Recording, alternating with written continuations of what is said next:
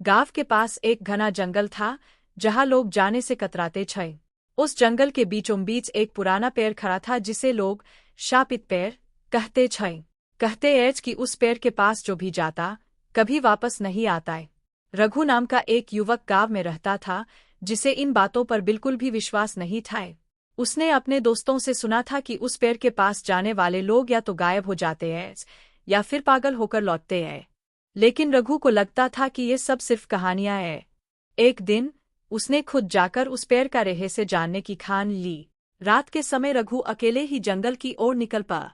चांदनी रात थी, लेकिन जंगल के अंदर अंधेरा गहरा था। पेड़ों की टहनियों के बीच से आती हल्की हवा की आवाज और पत्तों की सरसराहट ने माहौल को और डरावना बना दिया था। धीरे धीरे चलते हुए रघु आखिरकार उस शापित पेड़ के पास पहुंच गए। पेड़ बहुत पुराना और विशाल था। उसकी सूखी टहनियां ऐसे लग रही थी मानो किसी भूत के हाथ हो जो किसी को पकड़ने के लिए तैयार हो। रघु ने पेड़ को घूरते हुए सोचा, यह तो बस एक आम पेड़ है, इससे लोग डरते क्यों हैं? अचानक पेड़ की जड़ें हिलने लगीं। जमीन के नीचे से एक धीमी कराहने की आवाज आई। रघु ने देखा कि पेड़ के तने पर एक चेहरा उभर रहा था, एक डरावना चेहरा जिसकी आंखें सुर्ख लाल थीं।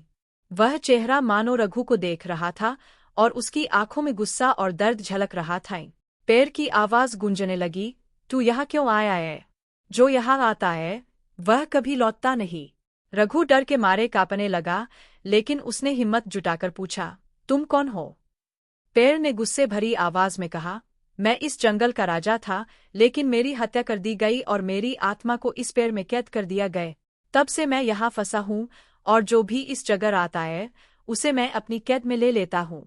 रघु को समझ आ गया कि यह पेड़ शापित था और इसमें एक बुरी आत्मा कैद थी। उसने तुरंत माफी मांगी और कहा, मैं तुम्हारे बारे में नहीं जानता था, कृपया मुझे जाने दो, मैं कभी वापस नहीं आऊंगा। पेड़ की आत्मा ने एक पल के लिए सोचा और फिर कहा, तूने सच बोला है और अपनी गलती मानी है। जा, मैं तुझे जाने देता हूँ, लेकिन इस जगह से दूर रहना।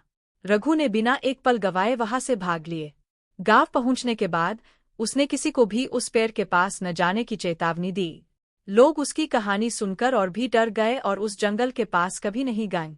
लेकिन कहते हैं उस पेड़ के पास रात में जाने वाले लोग आज भी दूर से एक गूंजती हुई करार सुनते हैं जो आत्मा की कैद को बयां करती है।